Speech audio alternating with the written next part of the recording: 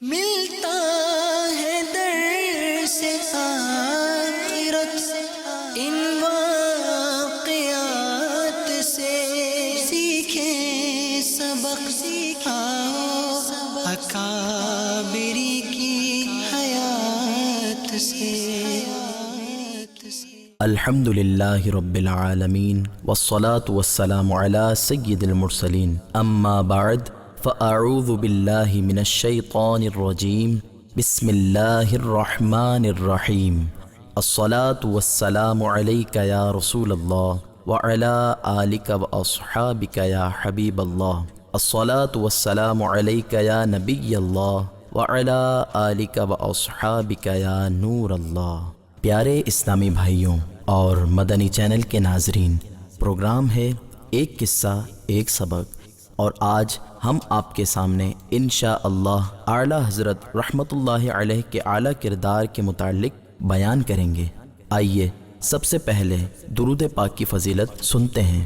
حضور نبی رحمت صلی اللہ علیہ وآلہ وسلم نے ارشاد فرمایا، قیامت کے روز اللہ کریم کے عرش کے سوا کوئی سایہ نہیں ہوگا۔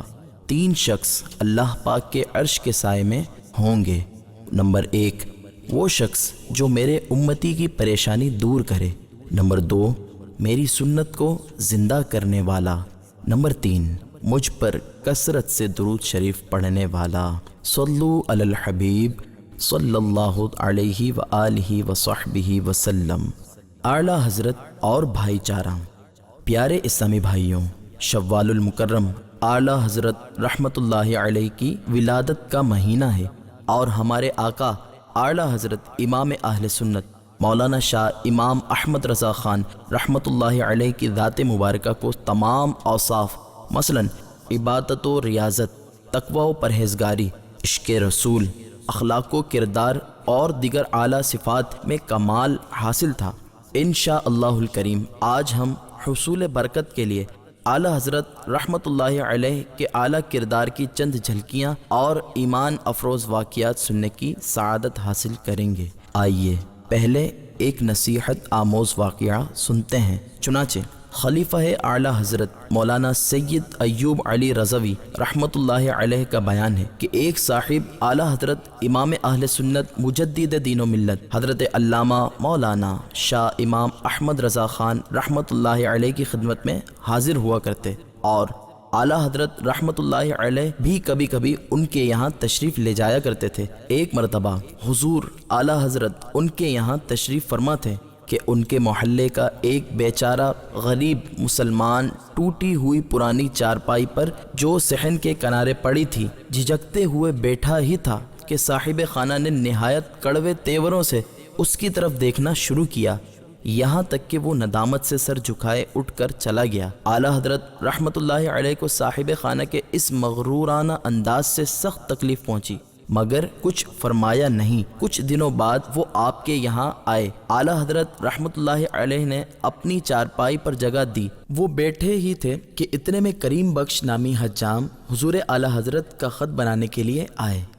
وہ اس فکر میں تھے کہ کہاں بیٹھوں۔ اعلیٰ حضرت رحمت اللہ علیہ نے فرمایا، بھائی کریم بخش کیوں کھڑے ہو؟ مسلمان آپس میں بھائی بھائی ہیں، اور ان صاحب کے برابر میں بیٹھنے کا اشارہ فرمایا۔ وہ بیٹھ گئے۔ پھر ان صاحب کے غصے کی یہ کیفیت تھی جیسے سانپ پھنکاریں مارتا ہے۔ وہ فوراً اٹھ کر چلے گئے، پھر کبھی نہ آئے۔ تو نے باطل کو مٹا کر دین کو بخشی جلا، سنتوں کو پھر جلایا اے امام احمد رضا۔ پیارے اسلامی بھائیوں، دیکھا آپ نے اعلیٰ حضرت امام اہل سنت رحمت اللہ علیہ دینی بھائی چارے اور مسلمانوں میں مساوات کی فضا قائم رکھنے کے بارے میں کیسا زبردست مدنی ذہن رکھتے تھے۔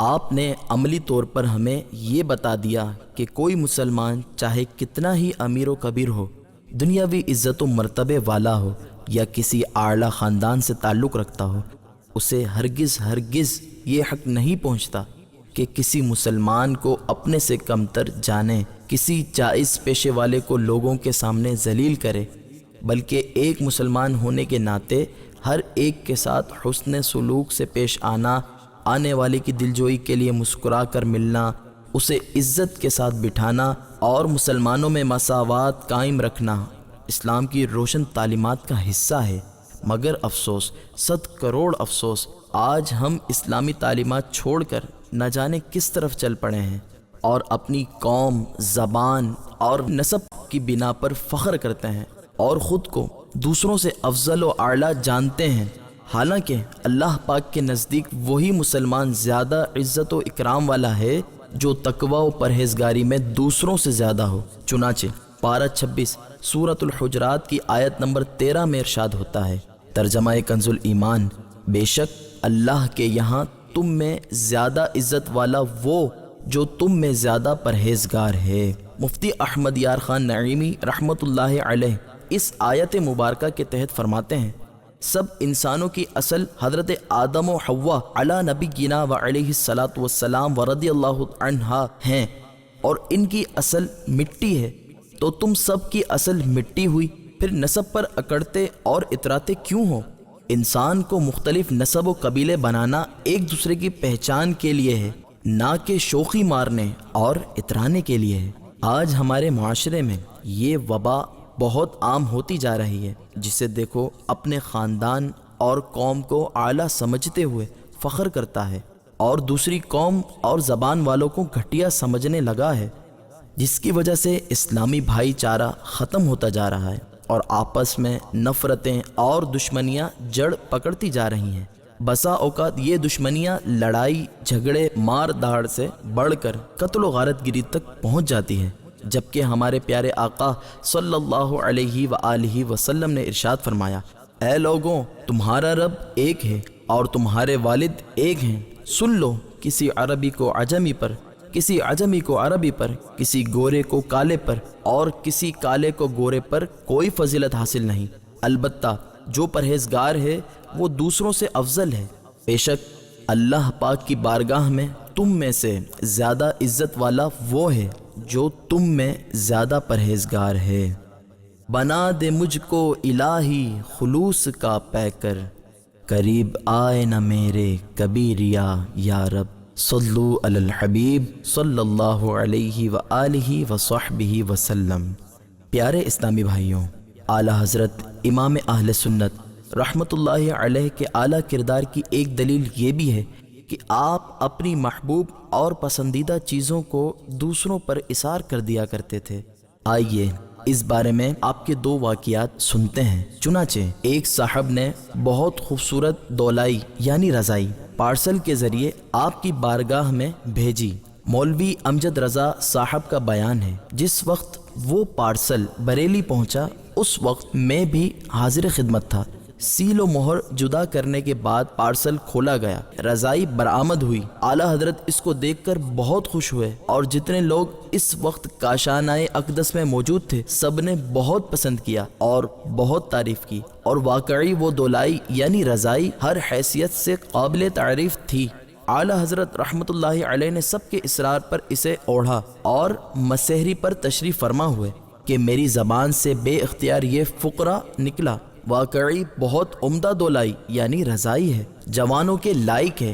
یہ سنتے ہی اعلیٰ حضرت نے وہ دولائی یعنی رضائی مجھے عطا فرما دی کہ تم اسے اوڑھو، حالانکہ میں نے اس غرض سے یہ جملہ نہیں کہا تھا، لیکن اعلیٰ حضرت نے با اصرار مجھے عنایت فرمائی اور ارشاد فرمایا کہ میری خوشی اسی میں ہے۔ مصطفیٰ کا وہ لاڈلا پیارا، واہ کیا بات اعلیٰ حضرت کی، غوث اعظم کی آنکھ کا تارا، واہ کیا بات اعلیٰ حضرت کی۔ صلو علی الحبیب صلی اللہ علیہ وآلہ وصحبہ وسلم۔ موسم برسات میں بعض اوقات مسجد کی حاضری دوران بارش ہوا کرتی تھی۔ حاجی کفایت اللہ صاحب نے اس تکلیف کو محسوس کرتے ہوئے ایک چھتری یعنی امبریلا خرید کر نظر کی اور اپنے ہی پاس رکھ لی کہ جب اعلیٰ حضرت کاشانہ اقدس سے تشریف لاتے حاجی صاحب چھتری لگا کر مسجد تک لے جاتے۔ ابھی کچھ ہی دن گزرے تھے کہ ایک حاجت مند نے چھتری کا سوال کیا، آپ نے فوراً وہ چھتری حاجی صاحب سے لے کر اس حاجت مند کو عطا فرما دی۔ پیارے اسلامی بھائیوں، دیکھا آپ نے ہمارے اعلیٰ حضرت رحمت اللہ علیہ میں اثار و سخاوت کا کیسا جذبہ تھا کہ ضرورت کے باوجود اپنی چیزیں دوسروں کو اِسار کر دیا کرتے تھے، کیونکہ آپ کو بخوبی معلوم تھا کہ اسلام ہمیں باہمی ہمدردی کا پیغام دیتا ہے، مسلمانوں کے ساتھ خیر خواہی کا درس دیتا ہے، ایک دوسرے کے دل میں محبت پیدا کرنے کے لیے جائز طریقے سے تحائف دینے کی تعلیم دیتا ہے۔ اسی لیے آپ نے خیر خواہی کرتے ہوئے خوشی خوشی اپنی ذات پر دوسرے مسلمان بھائی کو ترجیح دی۔ حدیث پاک میں ہے، جو شخص کسی چیز کی خواہش رکھتا ہو پھر اس خواہش کو روک کر اپنے اوپر دوسرے کو ترجیح دے تو اللہ پاک اسے بخش دیتا ہے۔ امیر اہل سنت بانی دعوت اسلامی دامت برکاتہم العالیہ اپنی مایہ ناز تالیف فیضان سنت میں اپنی ذات پر دوسروں کو ترجیح دینے کے بارے میں ایک بڑی ہی خوبصورت حکایت نقل فرماتے ہیں۔ چنانچہ حضرت سیدنا داتا گنج بخش علی حجویری رحمۃ اللہ علیہ فرماتے ہیں، میں نے شیخ احمد حمادی سرخسی رحمۃ اللہ علیہ سے ان کی توبہ کا سبب پوچھا تو کہنے لگے، ایک بار میں اپنے اونٹوں کو لے کر سرخس سے روانہ ہوا، دوران سفر جنگل میں ایک بھوکے شیر نے میرا ایک اونٹ زخمی کر کے گرا دیا اور پھر بلند ٹیلے پر چڑھ کر ڈکارنے لگا۔ اس کی آواز سنتے ہی بہت سارے درندے اکٹھے ہوئے، شیر نیچے اترا اور اس نے اسی زخمی اونٹ کو چیرا پھاڑا، مگر خود کچھ نہ کھایا بلکہ دوبارہ ٹیلے پر جا بیٹھا۔ جمع شدہ درندے اونٹ پر ٹوٹ پڑے اور کھا کر چلتے بنے۔ باقی ماندہ گوشت کھانے کے لیے شیر قریب آیا کہ ایک لنگڑی لومڑی دور سے آتی دکھائی دی۔ شیر واپس اپنی جگہ چلا گیا۔ لومڑی حسب ضرورت کھا کر جب جا چکی تب شیر نے اس گوشت میں سے تھوڑا سا کھایا۔ میں دور سے یہ سب دیکھ رہا تھا۔ اچانک شیر نے میرا رخ کیا اور بزبان فصیح بولا، احمد، ایک لقمے کا اثار تو کتوں کا کام ہے، مردان راہ حق تو اپنی جان بھی قربان کر دیا کرتے ہیں۔ میں نے اس انوکھے واقعے سے متاثر ہو کر اپنے تمام گناہوں سے توبہ کی اور دنیا سے کنارہ کش ہو کر اپنے اللہ پاک سے لو لگا لی۔ پیارے اسلامی بھائیوں، دیکھا آپ نے، بھوکے شیر نے اپنا شکار بھوکے جانوروں پر اثار کر کے بھوک برداشت کرنے کی بہترین مثال قائم کی، اور پھر اللہ پاک کی عطا سے اس نے کتنی زبردست نصیحت کی کہ ایک لقمے کا اثار تو کتوں کا کام ہے، مرد کو چاہیے کہ اپنی جان قربان کر دے۔ ہمیں بھوکا رہنے کا اوروں کی خاطر عطا کر دے جذبہ عطا یا الہی۔ صلو علی الحبیب صلی اللہ علیہ وآلہ وصحبہ وسلم۔ اے کاش ہمیں بھی ایثار کا جذبہ نصیب ہو۔ اگر خرچ کرنے کو جی نہیں چاہتا تو بغیر خرچ کے بھی ایثار کے کئی مواقع مل سکتے ہیں۔ مثلا کہیں دعوت پر پہنچے، سب کے لیے کھانا لگایا گیا تو ہم عمدہ بوٹیاں وغیرہ اس نیت سے نہ اٹھائیں کہ ہمارا دوسرا بھائی اس کو کھا لے۔ گرمی ہے، کمرے کے اندر یا سنتوں کی تربیت کے مدنی قافلے میں مسجد کے اندر کئی اسلامی بھائی سونا چاہتے ہیں، خود پنکھے کے نیچے قبضہ جمانے کے بجائے دوسرے اسلامی بھائی کو موقع دے کر ایثار کا ثواب کما سکتے ہیں۔ اسی طرح بس یا ریل گاڑی کے اندر بھیڑ کی صورت میں دوسرے اسلامی بھائی کو با اصرار اپنی نشست پر بٹھا کر اور خود کھڑے رہ کر ایثار کا ثواب کما سکتے ہیں۔ کار میں سفر کا موقع میسر ہونے کے باوجود دوسرے اسلامی بھائی کے لیے قربانی دے کر اسے کار میں بٹھا کر اور خود پیدل یا بس وغیرہ میں سفر کر کے بھی ایثار کا ثواب حاصل کر سکتے ہیں۔ سنتوں بھرے اجتماعات وغیرہ میں آرام دہ جگہ مل جائے، دوسرے اسلامی بھائی پر جگہ کشادہ کر کے یا اسے وہ جگہ پیش کر کے ایثار کر سکتے ہیں۔ کھانا کم ہو اور کھانے والے زیادہ ہوں تو خود کم کھا کر یا بالکل نہ کھا کر نیز اسی طرح کے بے شمار مواقع پر اپنے نفس کو تھوڑی سی تکلیف دے کر مفت میں ایثار کا ثواب کمایا جا سکتا ہے۔ پیارے اسلامی بھائیوں، اعلیٰ حضرت امام اہل سنت رحمۃ اللہ علیہ کے اعلیٰ کردار کا اندازہ اس بات سے بھی بخوبی لگایا جا سکتا ہے کہ آپ حقوق اللہ کی ادائیگی کے ساتھ ساتھ حقوق العباد یعنی بندوں کے حقوق کے بارے میں بہت حساس تھے، کیونکہ آپ کو معلوم تھا کہ حقوق العباد کا معاملہ حقوق اللہ سے بھی نازک تر ہے۔ آئیے حقوق العباد کے بارے میں اعلیٰ حضرت رحمۃ اللہ علیہ کا دلچسپ واقعہ سنتے ہیں اور آپ کی سیرت پر عمل کرنے کی نیت کرتے ہیں۔ چنانچہ ایک بار اعلیٰ حضرت بریلی شریف کی مسجد میں معتکف تھے۔ آپ بعد افطار کھانا تناول نہ فرماتے بلکہ صرف پان نوش فرماتے۔ جب سحری کے وقت گھر سے صرف ایک چھوٹے سے پیالے میں فیرینی اور ایک پیالی میں چٹنی آیا کرتی تھی وہ نوش فرمایا کرتے تھے۔